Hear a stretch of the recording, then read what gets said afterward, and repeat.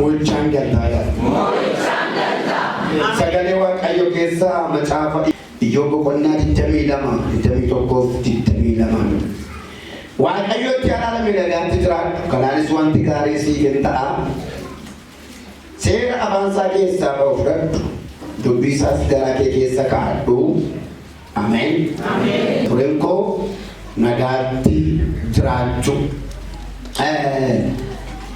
Gara macaafa Iyyoob ituu hin dhufin dura jecha tokkotu jira. Waa lama dubbata. Kutaan kuni araaramii jiraadheedha. Jiraachuuf araaramuun barbaachisaa akka ta'e dubbata. Nagaatti jiraachuuf araaramii Waaqayyotti araaramii nagaatti jiraadhu. Inni guddaan tokko jechi nagaa jedhamtu kuni sagalee Waaqayyo keessaa macaafa keenya keessatti si'a 483 barraa'ee jira. Jechi nagaa jedhu kun afaan warra Ibruutiin Shalom jedhu. Shalom jechuun jecha guddaa marasiifatamuu kan darbee iddoo olaanaa yeroo qabaatan Shalom jedhu nama jaallatanii. Shalom jedhu akkuma namatti gammannu jecha baratamaa tokko dubbannu nama baay'ee jaallatanii. Shalom jedhu amma nama tokko nagaan siifatu. Shalom jedhu egaa nagaan kuni kennaa keessaa kennaa isa caalu. Egaa nagaatti araaramii Waaqayyotti araaramii nagaatti jiraadhu wala. Eenyutu Waaqayyoon lolee eenyutu araarama eenyutu araarsa. Inni kuni gabaabaatti waa'ee nagaa xiqqoo eegan tuqeen waa'ee araaraatti deebi'a. Namni jireenya isaa keessatti nagaan qabu taanaan jireenya hin qabu. Nagaan qabu taanaan jireenya qabu. Nagaan qabu taanaan nama jiraachuu hin danda'u. Nagaan qabu taanaan hojjetachuu hin danda'u. Nagaan qabu taanaan ofuma isaa of to'achuu of hoogganuu hin danda'u. Akkasitti tasgabbooftanii keessan taragaaggeena dhaggeeffatu kan godhu sammuu keessan tasgabbaa nagaa waan qabaateef. Nagaan iddoo olaanaa qaba. Nagaatti jiraadhu. Maal godhi? Waaqayyotti araarami. Waaqayyotu namatti araarama moo namatu Waaqayyotti araarama? Gooftaan keenya Yesuus Kiristoos gara biyya lafaa gaafa dhufe araaraa dhufe. Nama ofitti walitti araarsuu dhufe. Miidhaa walitti araarsuu dhufe. Inni miidhe nama, inni miidhame Waaqayyo. Waaqayyo abbaa ilmaan nama walitti araarsuuf jedhee Yesuus Kiristoos bifa foonii uffatee gara biyya lafaa dhufe. Balaa Israa'elitti namni yoo yakkee yoo lajjeese yoo miidhe oolaan araaraa qophaa'u jira. Oolaan qalaniitu sirna mataasaa dandee qaba sana keessa naquuti dhiigi bu'eetu dhiiga kanaan araarri ta'eera jedhama. Mudaaf yookaan komee namaaf nama gidduu yakka namaaf nama gidduu. Inni kun garuu waaqaaf nama gidduutti yakka ta'e. Waaqaaf nama gidduutti miidhama ta'e dogoggora ta'e araarsuuf oolaan inni lafarraa inni kan namaa hin ta'e oolaan kan isaati ergee ilmi isaa Yesuus Kiristoos dhufee du'ee dhiigi isaa dhangala'ee dhiiga ilma Waaqayyoon waaqaaf namni walitti araarame. Araarsaan eenyudha? Ilma Waaqayyooti. Maqaan isaa Yesuus Kiristoos. Egaa namni Waaqayyoon hin miidha. Namni Waaqayyoon hin yakka. Yookaan namni Waaqayyoon hin wallola. Sagada siniif hin dhiifi. Garuu namni Waaqayyoon yoo ollole maal labaa maal ta'a jedhamuufi gabaabaatti isa Waaqayyoo irraa argamu dhaba. Namni yeroo amma baay'een isaa nagaa barbaada garuu hangama nagaan barbaadu. Isa nagaa kennu madda nagaa isa ta'e barbaadu irraa nagaa isaa barbaada. Amma nagaan nama dhuunfaaf hin barbaachisa, maatiif hin barbaachisa, gaa'ilaaf hin barbaachisa, waldaaf hin barbaachisa, waajjiraaf yookaan dhaabbataaf hin barbaachisa, biyyaaf hin barbaachisa. Maaloon lama nagaan jira waa'ee bakkaatu dachee keenya irratti argaa jirtu. Lama nagaan itti irratti maal akka ta'u argaa jirtu. Ni guddaan tokko garuu namni kan inni dogoggore barbaade tokko wanta nagaa isaa kennu barbaada. Hangama nagaa isa nagaa kennu daandii nagaa garuu barbaada. Nagaa argachuu barbaada.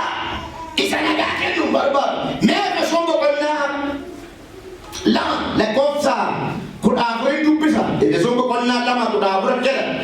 Kiristoos nagaa kenna. Inni keenyan diinummaati isa gidduu ture diigee warra Yihuudoota hin ta'in lamaanuu tokko godhe. Nagaan keenya eenyudha? Kiristoos nagaa keenyadha. Namni nagaa barbaadu isa jalqabaa walii galteessaa wajjin ta'uu danda'u qaba. Kiristoosii wajjin ta'uu danda'u qaba. Hamma namni isa nagaa kennu Kiristoosiin barbaada. Isa Kiristoos kennu bu'aa. Isa Kiristoos kennu yookaan isa jireenya ta'e yookaan bu'aa jireenyaa isa ta'e waan maayillee taa'e tokko barbaada. Inni gaari biyya lafaa kana irratti yoo birrii baay'ee argadhe nagaan argadhaa kanaaf atuu fiiga. Inni gaari waajirri kun naa ta'uu didee yoo waajira isa kan biraa dhaqee nagaan argadhaa eeguddoo kan biraa jijjiira. Inni kaan safaratti kun naa ta'uu didee abjuun naan milkooftu hedheetu safara jijjiira. Baala barbaada. Nagaan mandara keessa jiru, nagaan waajira keessa jiru, nagaan safara keessa jiru, nagaan akkaawuntii irra jiru, nagaan kompiitara keessa jiru, nagaan teekinooloojii keessa jiru, nagaan Kiristoos keessa jira. Ameen. Kanaaf xumura dubbichaa Waaqayyo talaala maal barbaadna? Jalaaka. Itubatti barbaade dhufe. Hamma Waaqayyotti walii galletti mana namaa nagaan ta'u. Hamma Waaqayyotti walii galletti gaarii namaa nagaan ta'u. Akkuma horiitti jiraachuu danda'a. Itubatti ta'eef jiraate lafarra hojjechuu dhiise xiyyaaraan deeme yoo danda'e amma Kiristoos keessa jirretti jireenyi namaa nagaan argatu. Nagichumatti deebi'u. Maal gochuudhaan? Waaqayyotti araaramuudhaan. Waaqayyotti araaramuudhaan. Waaqayyotti araaramuun maali? Yaada garaa ofii geeddarachuu. Laphee cabaadhaan fuula Waaqayyoo barbaadachuu. Hammeenyarraa deebi'anii gaarii gochuu. Hamaan deebisuu dhiisuu.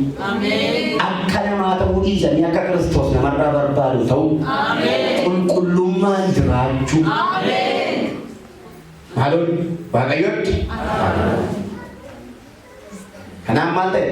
Waaqayyotti araaramii nagaatti tiraan. Warra nagaa barbaadamme amanteetta? Sinarraa jalqabee harka kee nagaadhaan tuqeera. Mana kee nagaadhaan tuqeera. Faayida jireenya kee nagaadhaan tuqeera. Isa nagaa kee goolu gadi baasee nagaa ol galcheera. Jireenya kee gaa'ila kee fayyaa kee badduu kee nagaa deebiseera. Nagaadhaa maaloo dabalaa jedhaa qaba. Dabalaa ammallee inni kun si arga galii galeessa.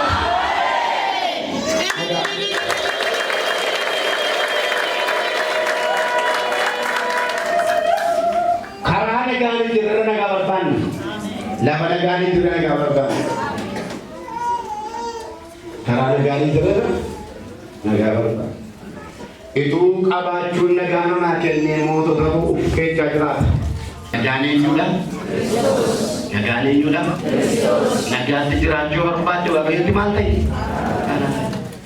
Namni hundumtuu akka inni boo'u kan godhe, namni hundumtuu burjaaja'a kan godhe, namni hundumtuu diitii ta'a kan godhe, namni hundumtuu utuma Yesuus gooftaa jedhu jecha akka inni deemu kan godhe baay'inni guutummaa guutuutti raawwanne akkaataa barbaachisuutti Waaqayyoof hin jiraanne. Arrabni keenya Waaqayyoof hin jiraanne, jilbi keenya Waaqayyoof hin jiraanne, oolmaan keenya Waaqayyoof hin taane. Mana keenya keessatti sodaan Waaqayyoon jiru, waajjira keenya keessa sodaan Waaqayyoon jiru, lafa oolmaan nama sadiitiin oollutti ol sodaan Waaqayyoon jiru. Waaqayyo lafa hin jirretti immoo gooliidha. Waaqayyo lafa hin jirre immoo rakkina. Waaqayyo lafa hin jirre immoo dhiphina. Waaqayyo lafa hin jirre immoo siqiidha, boo'icha. Gaafa Waaqayyoon waaqeffattu jireenya dhiittaman waaqeffatu seenaa kee jijjiirama. Amin jedhama. Nagaa. Nafi jira mana ke. Meja bina ke sakata. Ye ina menjadi nama sakata. Jira negara. Ojing ke negara. Ulmar ke negara. Wajar ke tu negara. Amma nami tu dulu tu negara. Ema digeera tu nagaadha amarra bi nagaana nama nagaadha maali biyyi ura qabtu eewu nagaadha gaafa kun iddoo argate gaafa wangeelli nagaa argate duwwaarratti maarrachaa deema. Ameen jedha. Mana keenya irraa kaasee waldaa keenya dabalatee biyyi keenya kan inni nagaatti argachuu danda'u laata. Ameen. Amma kun jirran arrabni kaaba dhufu jechi kaaba dhufu waan takka kamii kuuli asiin ol qabda asiin dangala. Jalaa ture kaan kulbiisaa fudhatee taa'ee waaqayyo abiduu kulbiisaa isa qollo fi badeenu bareedisu nagaanuu badeebisu yaa waaqayyo warra amananiif nagaa deebisu mana isaaniif nagaa deebisu hojii isaaniif nagaa deebisu dhala isaaniif nagaa deebisu gaa'ela isaaniif nagaa deebisu. Nagaa.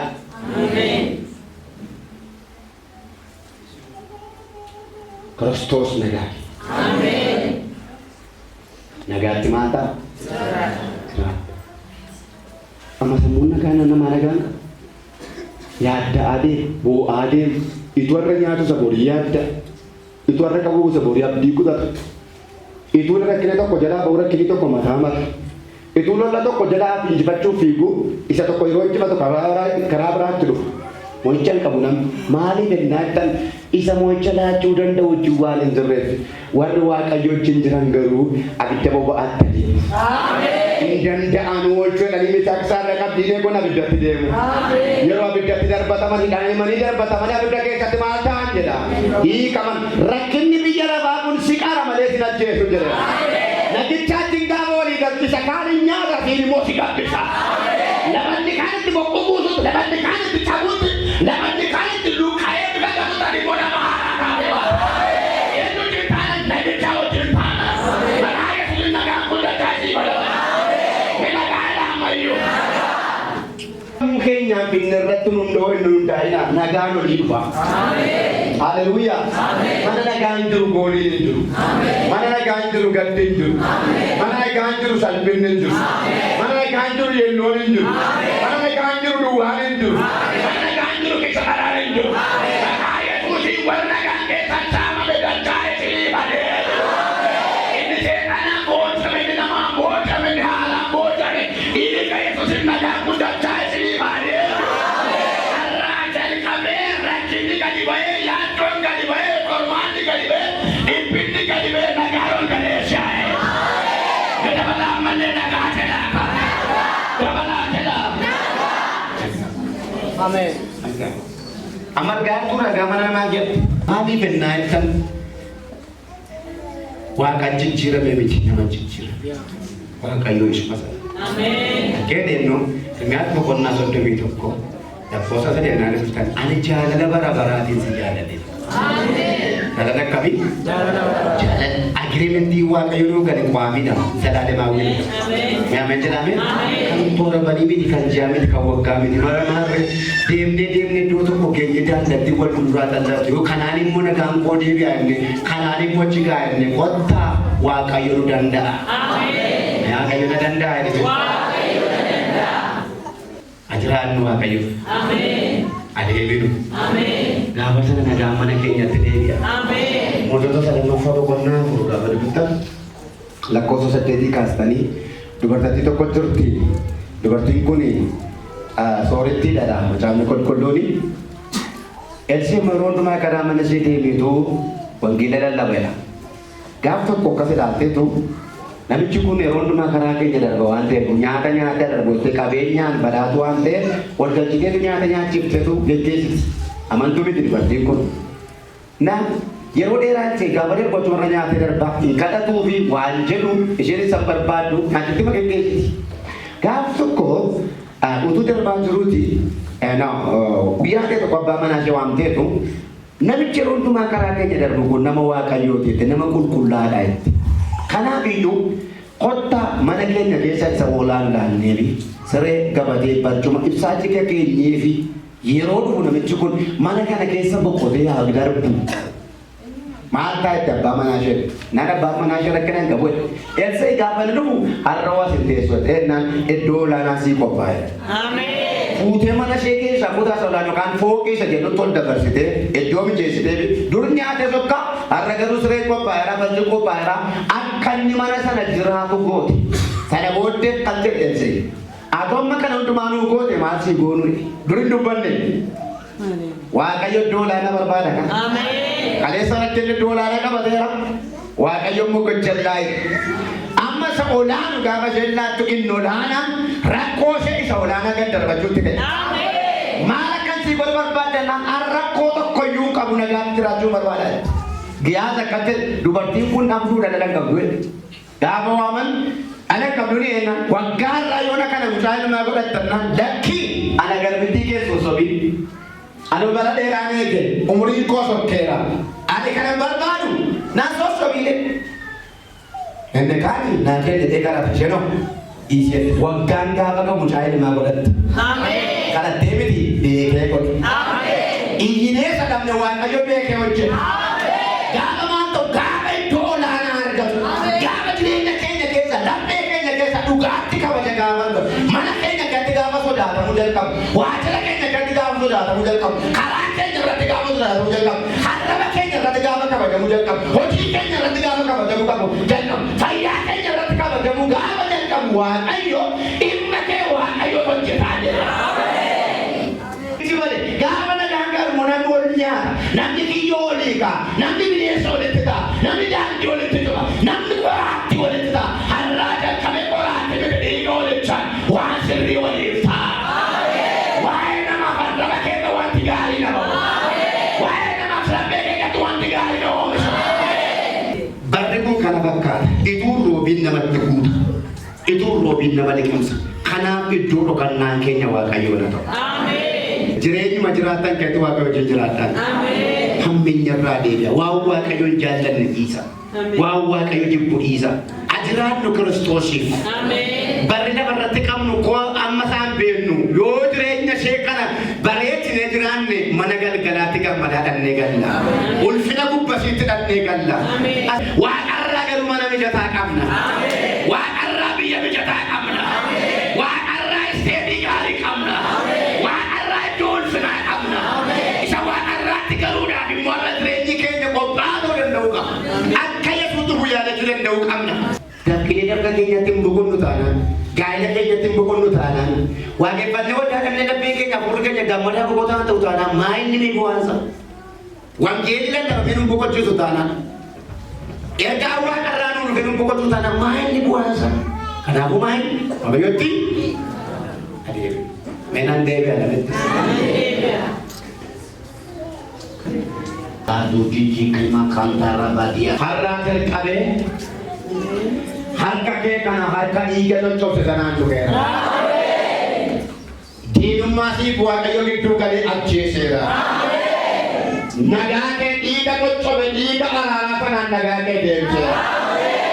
Wan naga wan badan naga ke saurinya kamar raja kabe naga mana ke sana garu. Kodi ke sakit naga ada dera. Jirenya ke saling naga ada dera. Gaya ke saling naga ada dera. Gaya ke saling naga ada dera. Ayah ke saling naga ada dera.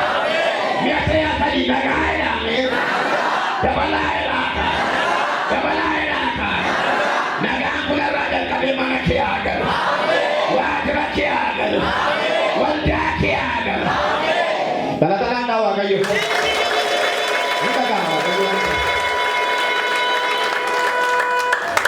Jalan bisa. Amin. Sakali sawa kayu rupanya. Amin. Berkatan.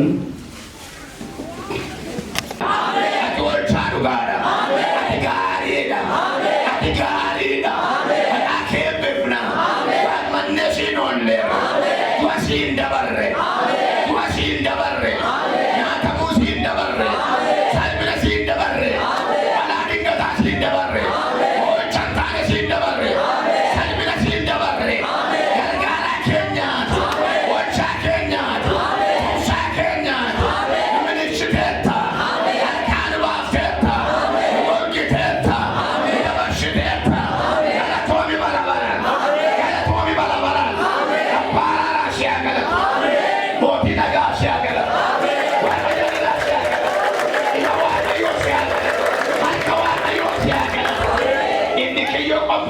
waaqayyooti galee.